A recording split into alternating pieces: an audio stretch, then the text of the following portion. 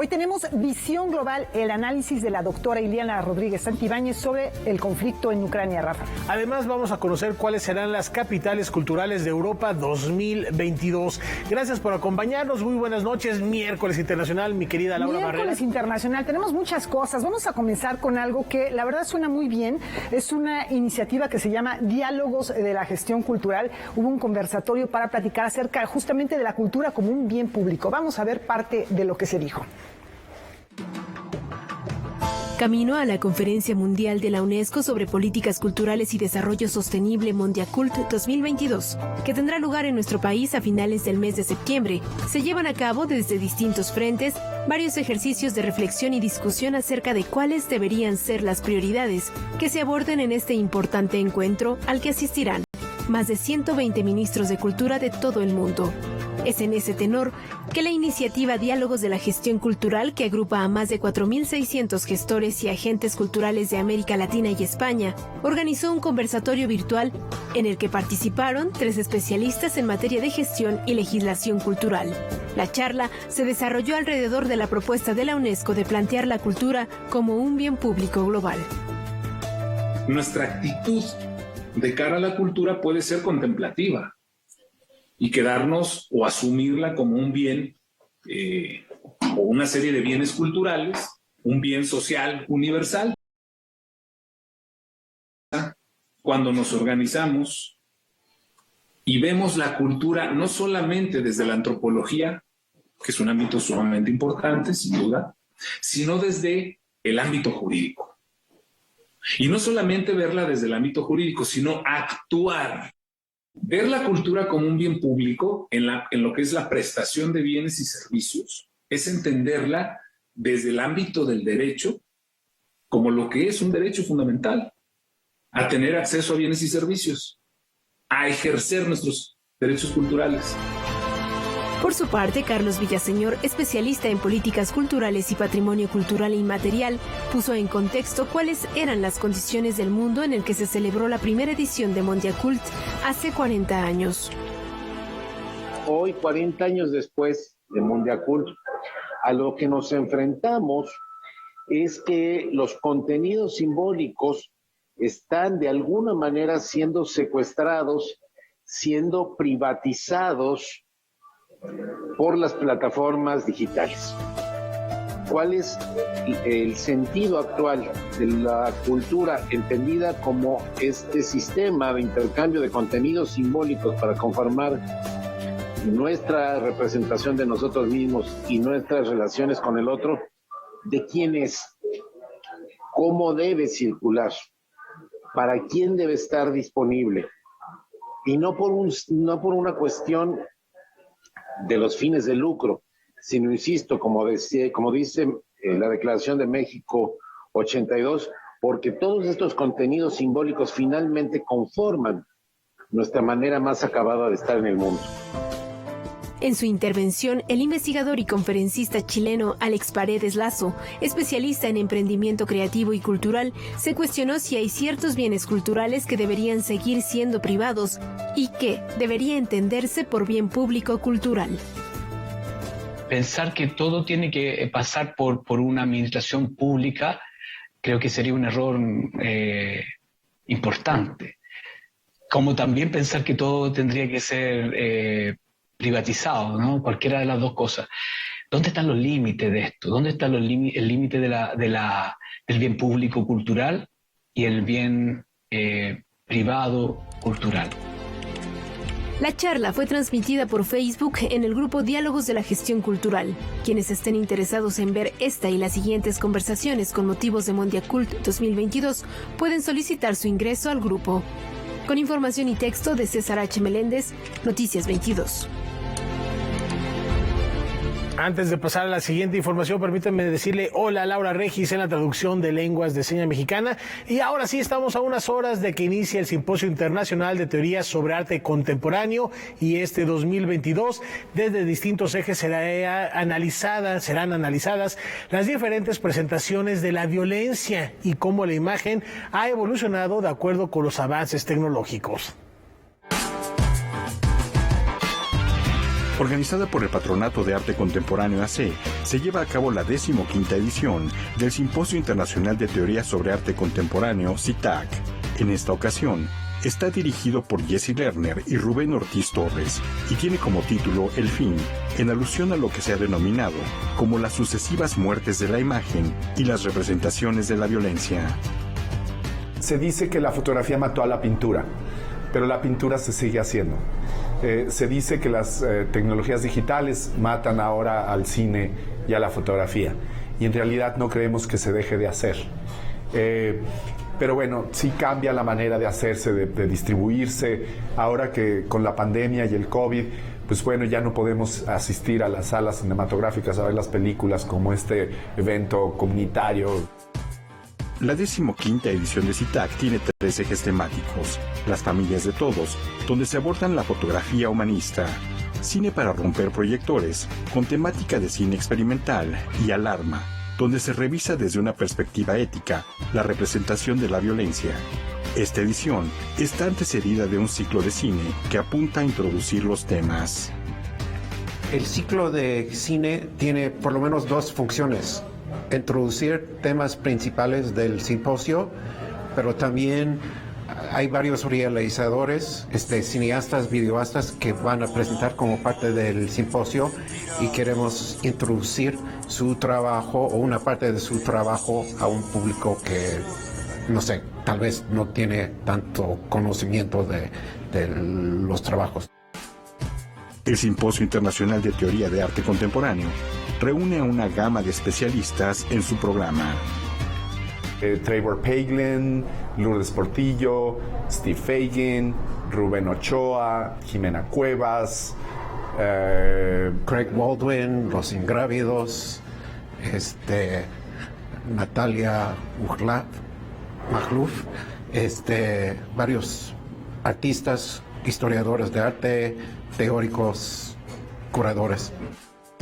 El simposio también reflexiona sobre el vínculo entre la producción de imágenes y las diferentes formas de violencia y las formas de representación en plataformas tecnológicas a las que el COVID-19 nos ha sometido. Creo que depende de la imagen y de su circulación y su público, ¿no? Puede ser que hay imágenes hechas para un público muy específico, y que no tienen sentido o resonancia en contextos fuera de contexto original, ¿no? Y luego vemos otras imágenes producidas para un público masivo, y creo que las tecnologías no solamente han cambiado la manera en que las imágenes circulan, pero también la manera en que podemos dirigir imágenes o producción audiovisual, ¿no? La 15ª edición de CITAC se lleva a cabo del 17 al 19 de marzo en el auditorio del Museo Nacional de Antropología, con acceso gratuito previo registro y con una transmisión directa en YouTube y en Facebook con traducción simultánea. Noticias 22, Víctor Gaspar. Importantes reflexiones que hay en este encuentro que acabamos de ver. Y fíjense que este año también la primavera viene acompañada por un festival en el Centro Histórico de la Ciudad de México. Vamos a ver un adelanto de la programación a continuación. Los eventos de gran convocatoria poco a poco regresan a la capital, en tanto así lo permite el semáforo epidemiológico y los avances en el plan de vacunación. Muestra de ello es el Festival de Primavera que ha organizado la Secretaría de Cultura de la Ciudad de México para invitar a todo el público a dejar atrás el invierno y volver a tomar los espacios públicos del centro histórico. Con un programa de más de 50 actividades culturales y deportivas gratuitas, esta gran fiesta ofrecerá expresiones artísticas para todos los gustos y edades. Tenemos salsa, son, mambo, sonidero, tenemos también música electrónica, sinfónica, teatro para niños. Es un festival muy amplio que inicia el sábado 19 de marzo. En el Zócalo tendremos, por ejemplo, el Circo Atay de Hermanos a partir de las 7 de la tarde para todas las familias. El domingo 20 de marzo también en el Zócalo tendremos un gran concierto de la Orquesta de Pérez Prado con Rocco Pachucote, La Bruja de Texcoco y Jenny Bulló. Y el lunes también, a partir de las 7, en el Zócalo capitalino, un concierto muy especial de Tania Libertad, haciendo homenaje a Manzanero. Además del Zócalo, otros espacios que serán sede del festival son la Plaza Tolsá, la Plaza de Santo Domingo, la Plaza Garibaldi, el Museo del Estanquillo, así como el Teatro de la Ciudad de Esperanza Iris y el Teatro del Pueblo, que estarán operando al 75% de su capacidad. El Festival de Primavera tiene más de 50 eventos en poco más de 20 sedes del centro histórico, incluyendo también iniciativas deportivas. A los más madrugadores los invitamos a la carrera de Rally 3K a las 7:30 de la mañana el domingo. Los esperamos en el Asta Bandera.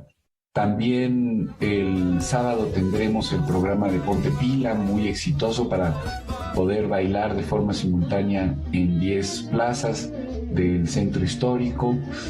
Los invitamos al Festival de Primavera en el Centro Histórico de la Ciudad de México. El gobierno organiza este gran festival el 19, 20 y 21 de marzo. Música para todos los gustos, teatro, circo callejero. Los esperamos. Toda la programación la pueden consultar en la página festivaldeprimavera.cdmx.gov.mx y en las redes sociales de la Secretaría de Cultura de la Ciudad de México. Con información y texto de César H. Meléndez, Rodrigo Peredo, Noticias 22. Bueno, ahí está la invitación. Por lo pronto vamos a una brevísima pausa. Tenemos mucho más aquí en Noticias 22.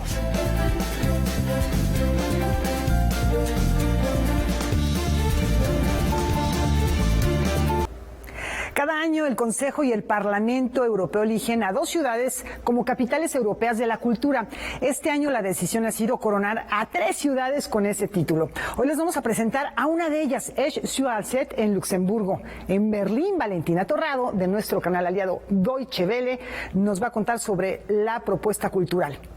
Un gusto saludarlos desde Berlín. Es una novedad que este año el Consejo y el Parlamento Europeo hayan elegido a 3 ciudades como capitales europeas de la cultura.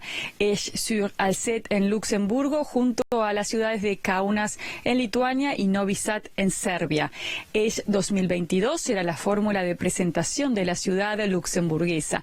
La ciudad de Esch ofrecerá durante todo el año cientos de eventos culturales de todo tipo, presentándose como un centro vibrante de innovación tecnológica. Y específicamente, ¿por qué Esch ha convencido al jurado, Valentina? Esta ciudad de 35.000 habitantes ofrece en particular, es una población multicultural con más de 120 nacionalidades que conviven. Crear y fortalecer una nueva mezcla cultural, un remix, es el hilo conductor de todo el programa de Esch como capital de la cultura, bajo el lema Cultura Remix. Se vincula lo conocido con lo desconocido, el bagaje cultural de todas las nacionalidades con la cultura cotidiana, en diálogo con las características de la región y su pasado. Esch es un símbolo siderúrgico en el país y revela vestigios de su esplendor económico gracias a la industria.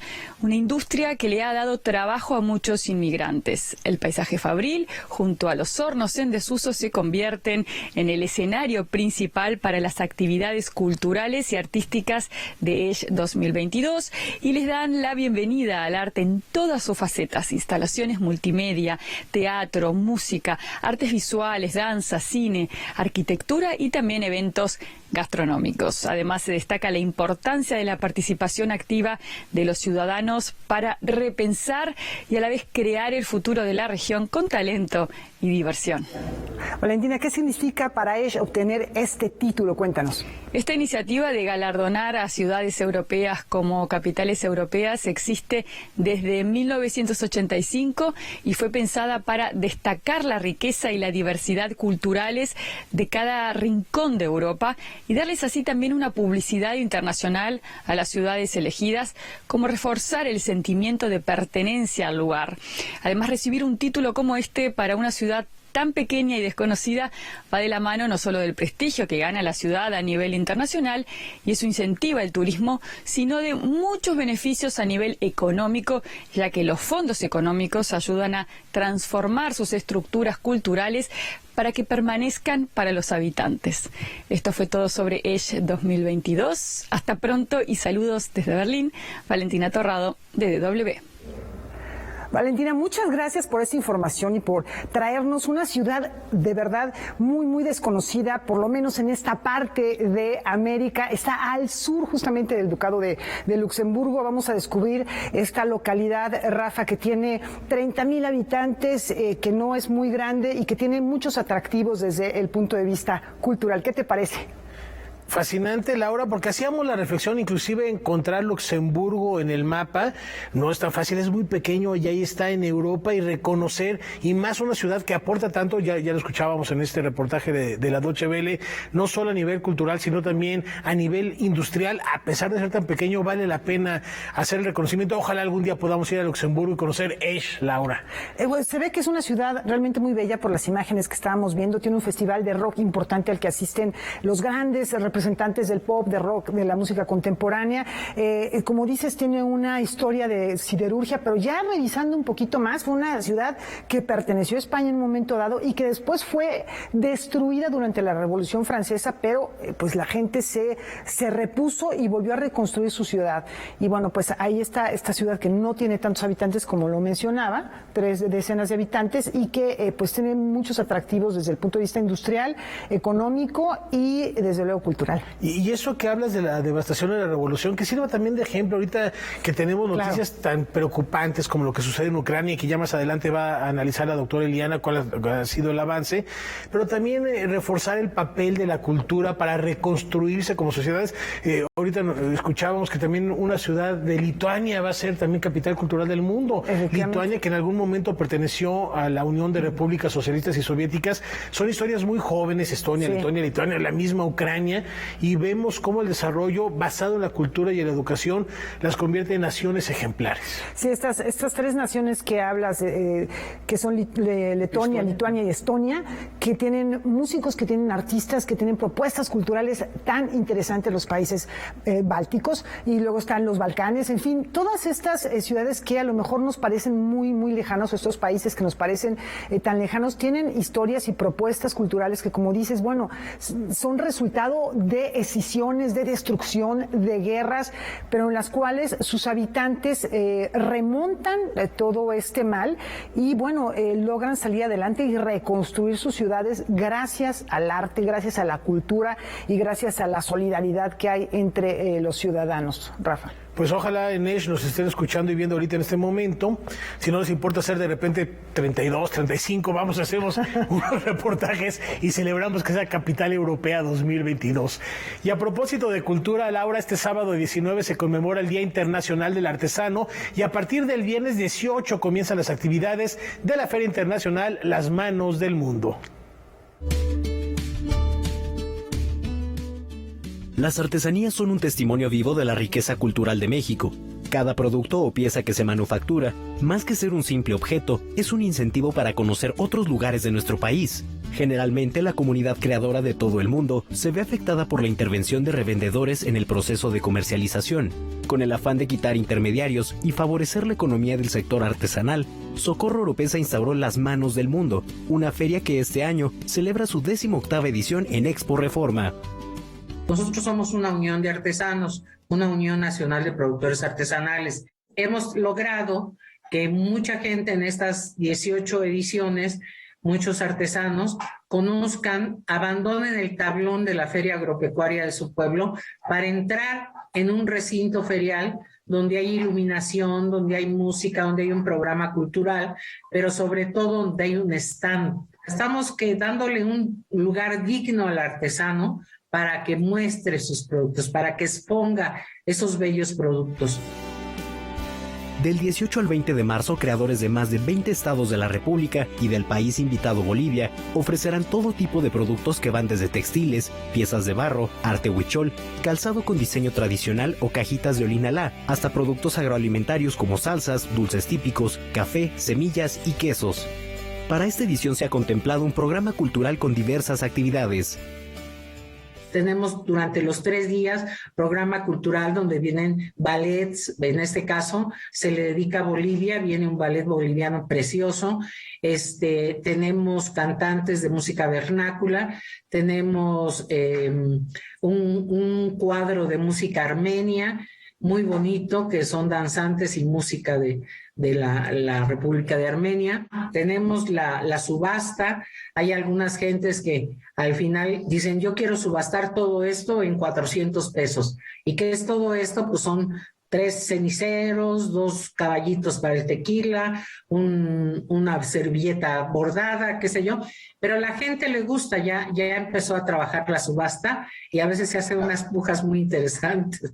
Creo que es un ambiente cultural, es un ambiente familiar. Ahora estrenamos nuestro corredor gastronómico, que nunca habíamos podido tenerlo hasta ahora que estamos en Expo Reforma. Ya nos permiten meter comida. Otro de los atractivos principales de la Feria Internacional de Artesanías Las Manos del Mundo es su tradicional pasarela, donde cada vendedor tiene la oportunidad de promocionar sus textiles a la vista de todos. El encuentro comienza este viernes 18 en Expo Reforma de la Ciudad de México y podrá visitarse hasta el domingo 20 de marzo en un horario de 11 de la mañana a 8 de la noche. El acceso general tiene un costo de 50 pesos por persona. Adultos mayores y niños menores a los 9 años pueden ingresar de manera gratuita. Para Noticias 22, Rodrigo Peredo. Y seguimos con este tema. Por su parte, el Fondo Nacional para el Fomento de las Artesanías va a conmemorar este efeméride con una feria en la Ciudad de México. Vamos a ver.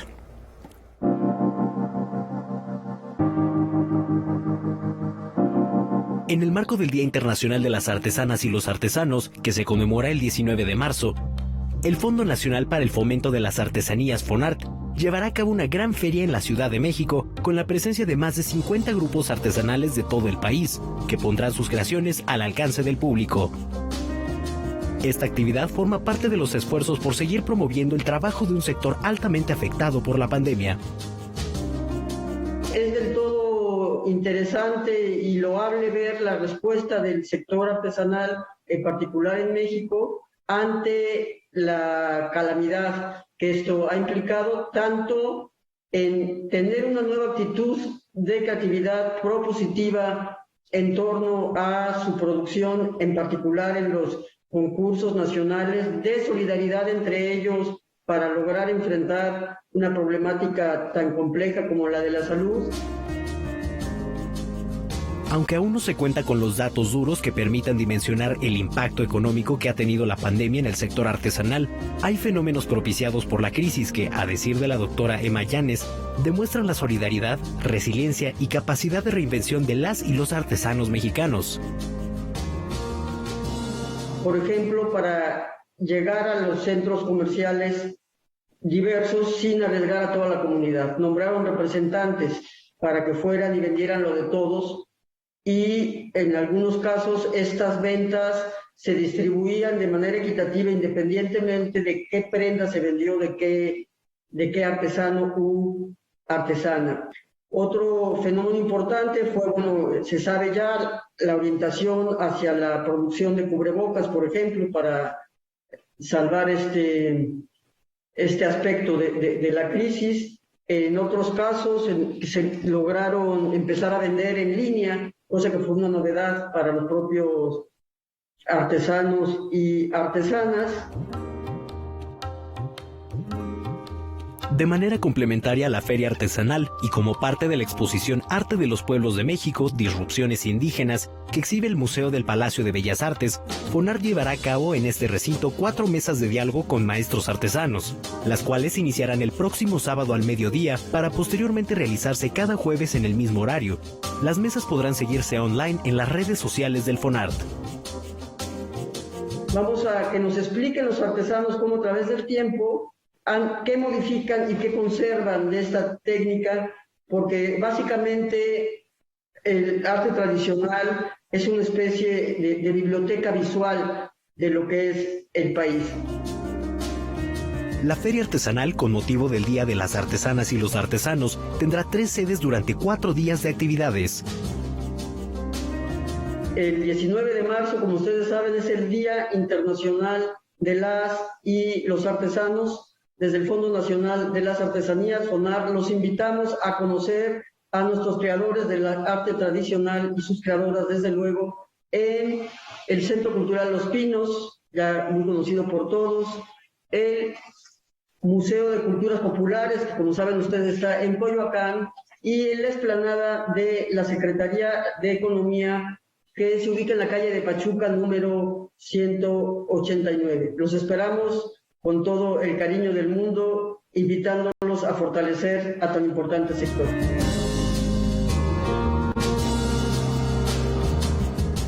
Con información y texto de César H. Meléndez, Rodrigo Peredo, Noticias 22.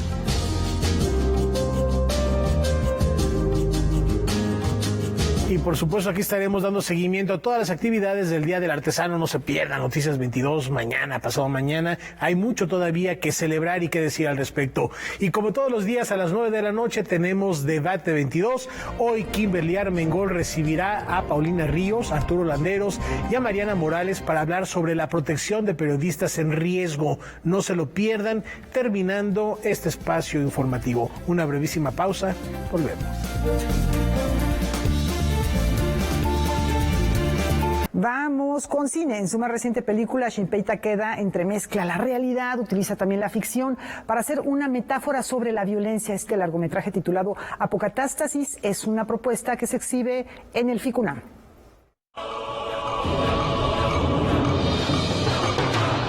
Según la Real Academia de la Lengua, apocatástasis es una palabra que se refiere al retorno de las cosas a su primitivo punto de partida.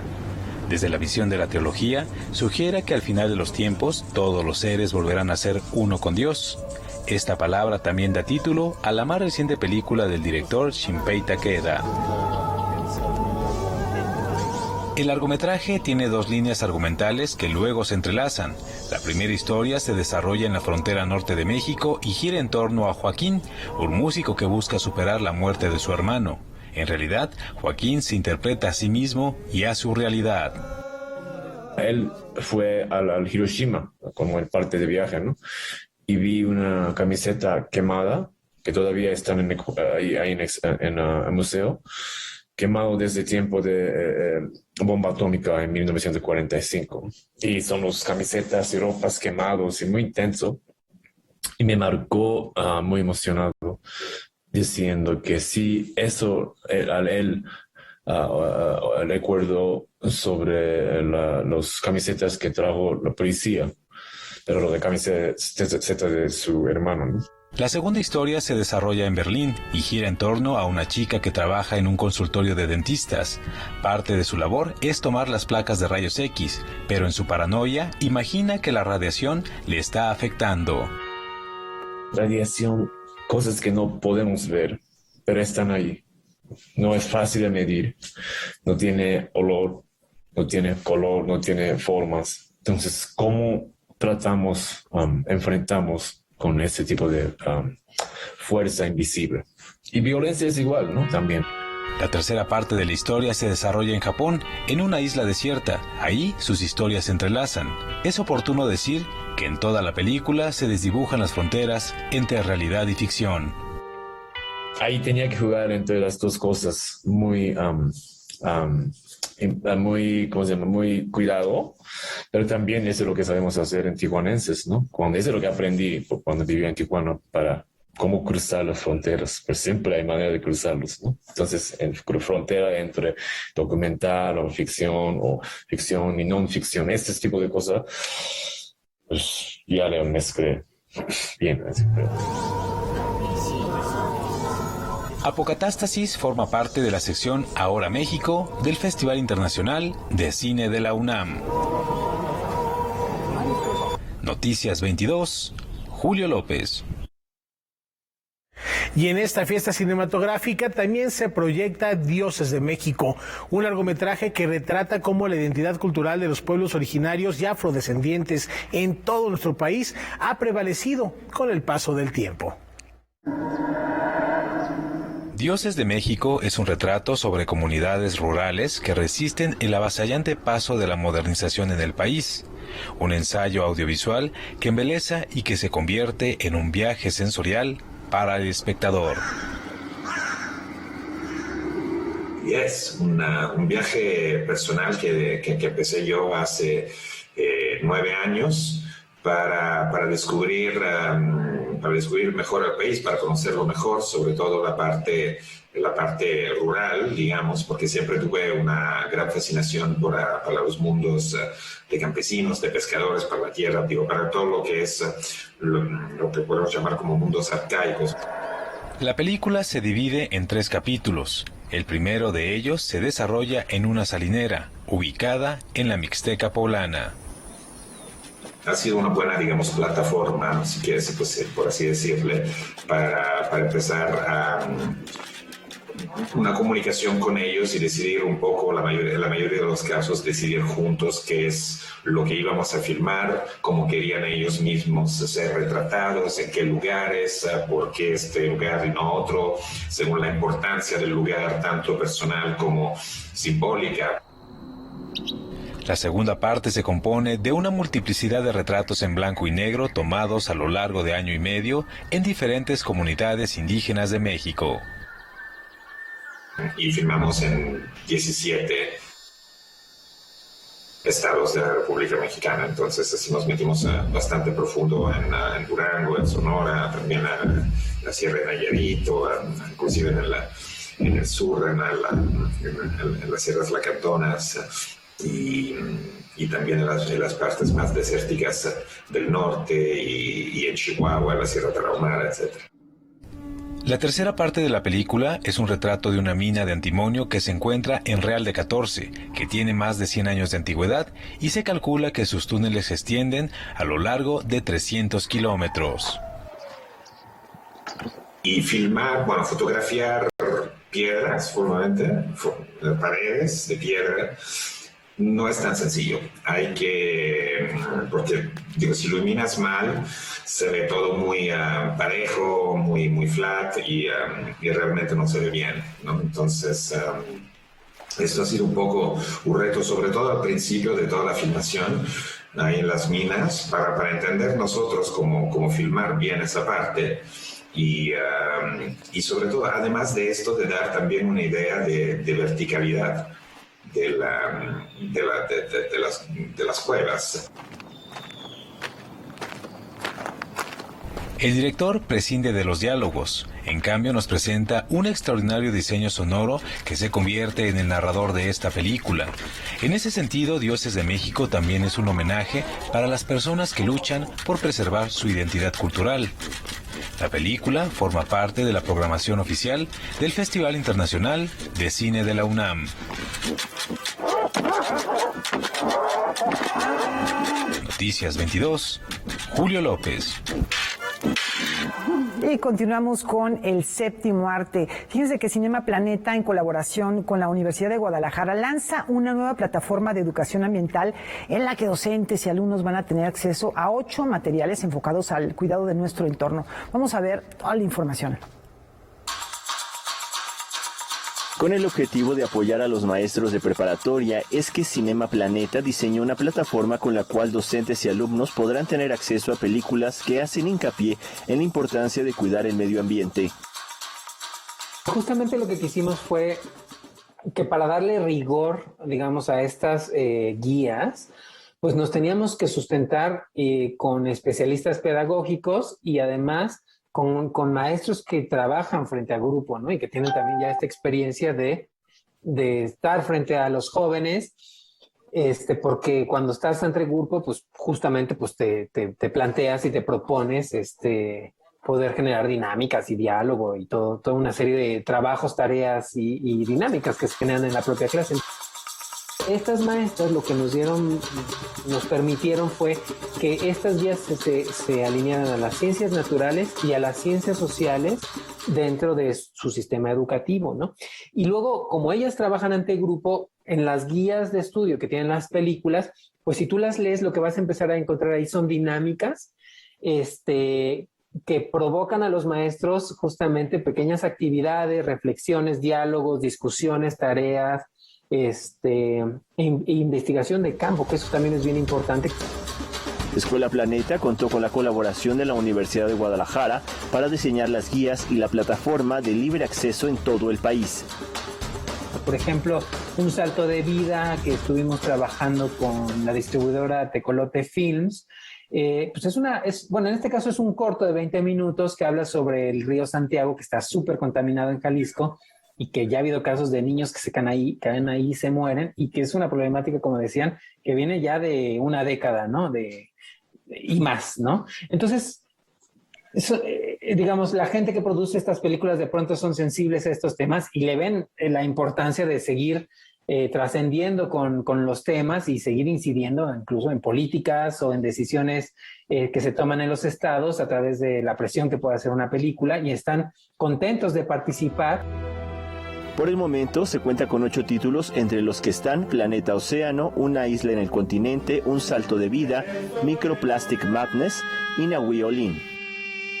Estamos ahorita saliendo con estas 8 y estas las vamos a dejar en el 2022. Yo creo que hacia el segundo semestre del año empezaremos a pensar en una segunda etapa, a sumar quizás otras 8 películas, cada una con sus 4 guías educativas, y que de alguna manera hay algunas películas que a lo mejor sí te dicen, bueno, yo ya participé, yo ya me retiro, pero van a quedar algunas, y la idea es de que con el tiempo el cúmulo de películas vaya creciendo. Noticias 22, Alberto Aranda. Y del cine al teatro, Enrique V de William Shakespeare está de visita en el Centro Cultural del Bosque. Ahora este drama del siglo XVII ya en una versión de cabaret para niños y niñas. Por 15 segundos. Mire, usted dijo, bajen las velas. El elaborado mundo dramático creado por William Shakespeare en su obra Enrique V es adaptado como cabaret infantil, con humor y música, por las compañías Cabaret Misterio y F3 en el montaje Que con Quique Quinto.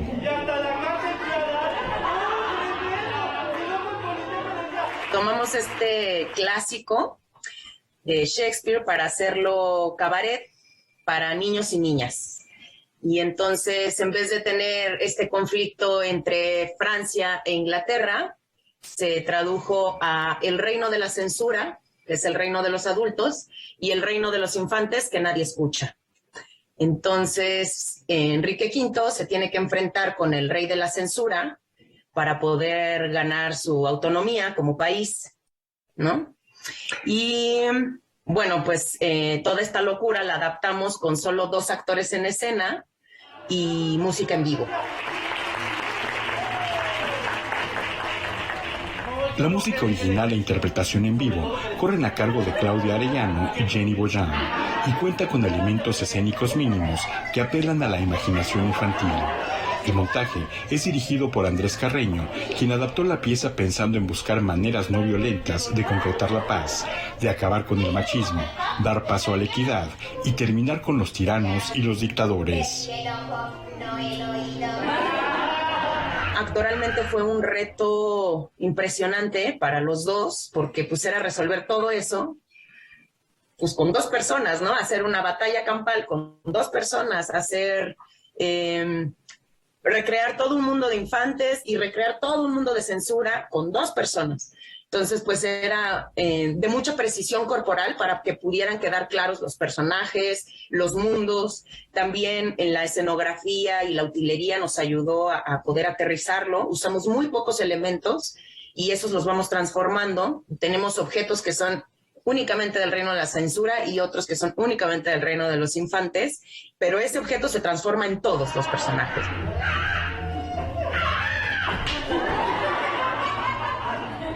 El montaje se enfila a sus 100 representaciones, luego de un estreno en 2016 durante un festival, y el cual reconoció a los actores Montserrat Ángeles Peralta y Fernando Villa. El estreno fue para el Festival de Almagro, que es de teatro clásico, y nos abrieron un espacio en la categoría de teatro clásico infantil, y pues nos fue súper bien, la verdad. Ahí nos ganamos una mención honorífica por mejores actuaciones, tanto Fernando como yo, y de ahí para el Real. La verdad es que todos los clientes han salido satisfechos.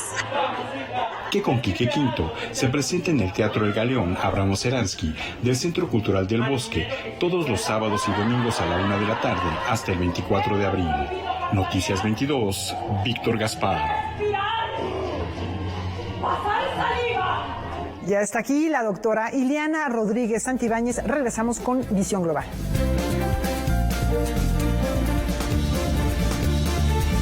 Tres semanas de conflicto en Ucrania, Zelensky consolidándose como un líder en Occidente, China mostrándose neutral. ¿Qué está pasando en esto que tiene en vilo al mundo? La doctora Ileana Rodríguez Santibáñez nos explica en Visión Global.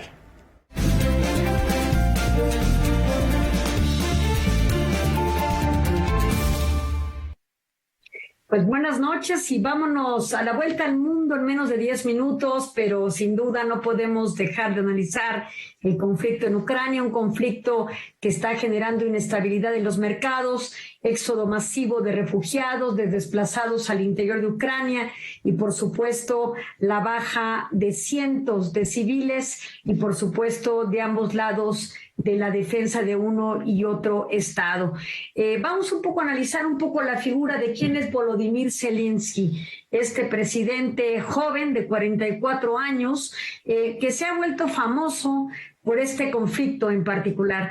Hay que decir que Zelensky es un outsider, no proviene de la política, no había ejercitado ningún cargo público antes de su ascenso en 2019, cuando precisamente desbanca a Pietro Poroshenko, el llamado rey del chocolate, un gran empresario que ya había estado como presidente, pero que tampoco había logrado los resultados. Ya Crimea se había adicionado a Rusia y ya estaba todo el conflicto interno armado en la cuenca de Donbass entre los rebeldes de Donetsk y Lugansk. Este dato va a ser importante también para entender un poco cómo Ucrania ya estaba padeciendo una inestabilidad que conllevaría posteriormente a la intervención rusa a partir del 24 de febrero de este año. Volodymyr Zelensky estudió Derecho, hijo de padres ingenieros, uno de ellos, el padre en particular, un experto en cibernética, académico, y la madre ingeniera. Él se dedica más que al derecho, se dedica al tema de los medios, genera una productora con sus propios recursos y lleva a cabo un programa que se llamaba El Servidor del Pueblo, donde el propio Zelensky protagonizaba al presidente entonces de Ucrania, y ahí hacía una acérrima crítica a la corrupción que se vivía en Ucrania y formulaba una serie de preguntas como qué haríamos si se viviera una persona con un salario mínimo de tal rango, sería posible. Cuestionaba muchísimo y criticaba mucho, y finalmente en 2018 se crea un partido con el mismo nombre y en un año logra catapultarse a la cima de las encuestas que lo llevaría luego a lograr el 74% de las urnas en 2019 para ser hoy el presidente de Ucrania. Lo que no sabía era que le esperaría esta guerra, pero en el discurso de Zelensky se mantenía el no reconocer ni un ápice la posibilidad de autonomía de Donetsk y Lugansk, que estaban dentro de los acuerdos de Minsk, requiriendo esta aparente autonomía que luego les llevaría a la toma de decisiones, dejando a un lado lo que luego el propio Vladimir Putin diría que era una nazificación, donde se estaban asesinando a los pobladores de origen ruso en la cuenca de Donbass. El propio Zelensky no quería ceder a esa autonomía y por supuesto los enfrentamientos de los rebeldes se hicieron todavía mucho más graves en esa región. Lo que ocurrió después, bueno, es que Vladimir Putin invade esta zona, esta región, y por supuesto Zelensky en ese momento, sin los recursos humanos y materiales para enfrentar esta guerra, comienza a recibir la ayuda por parte de los aliados de la OTAN, esta organización del Tratado del Atlántico Norte, heredada desde 1945 tras la Segunda Guerra Mundial. Y hay que decirlo, la intención de Zelensky desde un primer momento, cuando llega a la presidencia es tratar de ser miembro de la OTAN. Ya hoy día ya anunció al mundo que se da cuenta que no es posible pertenecer a la OTAN. Y por supuesto, independientemente de que esta organización prevenga en su artículo 5 la posibilidad de aumentar el número de miembros, ha sido una exigencia de Rusia, de acuerdo a los propios acuerdos de Minsk y posteriores a la Segunda Guerra Mundial con la conformación de la OTAN, que los estados limítrofes no podrían pertenecer a la OTAN. Ahora bien, hay un aspecto lógico. Es evidente que en este momento Ucrania no podría jamás pertenecer a la OTAN, porque de pertenecer, ese propio artículo 5 señala que cuando un miembro es agraviado por parte de otro estado, toda la comunidad de estados miembros de la OTAN reacciona para apoyar a este estado, lo cual por supuesto invocaría ya una guerra de escala total, una guerra mundial, porque serían todos los miembros de la OTAN respaldando a Ucrania frente a Rusia. Así es que este paso ya queda a un lado, lo cual permite la posibilidad de un diálogo de negociación. Ya se ha ejercido la 6ª ronda de negociación, las últimas 2 de carácter virtual, y parece ser, dicho por el ministro de Relaciones Exteriores de Rusia, Lavrov, que hay la posibilidad de un impasse hacia la paz, considerando que ya este punto va a quedar a un lado y Ucrania no pertenecerá a la OTAN. Hay otros temas en el tintero, pero ya dicho por un ministro de Rusia, pues hay oportunidad para el diálogo y posiblemente para la paz. Ahora bien, en paralelo a estas posibles negociaciones de paz, también encontramos que Zelensky ha estado presente virtualmente en 2 congresos. Primero en el Parlamento canadiense y hoy día, hace ya unas 12 horas, en el Congreso de los Estados Unidos, vía virtual, donde dio un conmovedor discurso y que, por supuesto, con este conmovedor discurso logra el aplauso de pie por parte de los congresistas estadounidenses y también la promesa de un apoyo por parte de Joe Biden de $13,600 millones para armas y para ayuda humanitaria. Ahí Zelensky, rememorando a Martin Luther King en el discurso de Yo tengo un sueño, alude: yo tengo a una necesidad, que es la necesidad de proteger a su pueblo. Así es que pide ayuda no solamente económica, sino por supuesto militar. ¿Qué quiere Zelensky? Zelensky en esta etapa quiere la llamada exclusión del espacio aéreo. ¿Qué es esta exclusión del espacio aéreo? Que no se pueda sobrevolar sobre su espacio aéreo por ninguna aeronave y que en caso de que exista incursión por parte de Rusia, como las que se están presentando, que son las que están generando todas estas muertes de civiles y de militares, es que lo que ocasione es que la OTAN o los equipos de Estados Unidos puedan penetrar a territorio ucranio, generar escudos de defensa antimisiles y derribar estos aviones rusos, lo cual conllevaría a la participación directa por parte de estos estados en el conflicto, nuevamente presentando un escenario de agudización indeseable en este momento. Así es que no va a ocurrir lo de la exclusión del espacio aéreo, por una parte, en este momento, pero lo que sí ha prometido Joe Biden es la posibilidad de enviar drones con los cuales la propia Ucrania podría dirigir algún tipo de protección para derribar las aeronaves de Rusia. Hay que señalar que el encuentro es en el terreno, en el campo y aparte aéreo, por lo cual se agudiza la problemática para Ucrania. También no olvidemos que además del desplazamiento y migración hacia otros territorios, lo que queda al interior de los propios pobladores y militares es la rapiña y la violencia al interior de las propias calles, tratando de usurpar a aquellas personas que se han quedado con lo mínimo y que han decidido permanecer. También interesante que de acuerdo a la Organización Internacional Migratoria, el número de migrantes hoy día asciende a 3 millones, siendo Polonia la mayor receptora de este flujo de migrantes. Hay que decir que Venezuela logró prácticamente ese número en cerca de 3 años. Aquí estamos hablando en menos de un mes, la movilización de cerca de 3 millones de personas hacia Polonia, Rumanía, Moldovia y otros estados limítrofes de Ucrania. El tema es complejo. Ha habido también ya conversaciones entre los secretarios de seguridad de Rusia y de China para tratar de impedir que China vaya a dar un espaldarazo militar a Rusia que pueda generar un escalamiento escalamiento todavía mucho mayor en el conflicto. China ha dicho y desmentido que esto sea verdad. China no ha sostenido, dicen ellos, ningún diálogo con los Estados Unidos, ni con mucho menos con Rusia, para tratar de apoyar en este conflicto. Es difícil, así es que seguiremos dando cuenta de lo que pasa en Ucrania. Así las cosas en visión global. Muchas gracias, Ileana. Pues como bien refieres, esto no va a terminar pronto. Hacemos un llamado a la cordura desde esta trinchera. Ojalá se llegue a algo en estas negociaciones que resuelva el conflicto. Ya, por lo pronto ahí está diciendo la OTAN y Ucrania, ok, ahorita no. Y esperemos que esto repercuta en las decisiones que está tomando Vladimir Putin en Rusia, y qué bueno que China se ha mantenido hasta hoy neutral. Hasta el momento neutral. Y bueno, pues esta decisión de Volodymyr Zelensky de decir no vamos a estar en la OTAN, bueno, pues es originalmente lo que provocó el conflicto, ¿no? Entonces, bueno, si una vez estando ya esta decisión tomada, ¿cuál sería la razón de la permanencia, no? No tiene caso. La guerra no tiene razón de ser, vamos. No, y además ya estamos en una época en la cual ya hay acuerdos internacionales, ya tendríamos que haber superado esa manera de resolución de conflictos y sobre todo de invasión.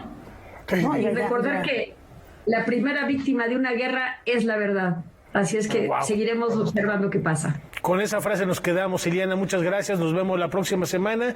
Y por lo pronto vamos a despedirnos como lo hacemos, con música para cambiar el sabor de boca, mi querida Laura.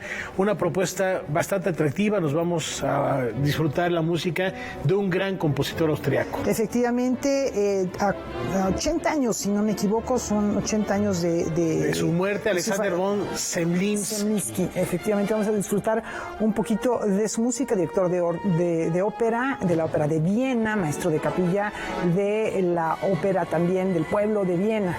Pues que lo disfruten y nos vemos el día de mañana en el horario de costumbre, Noticias 22. Muchas gracias.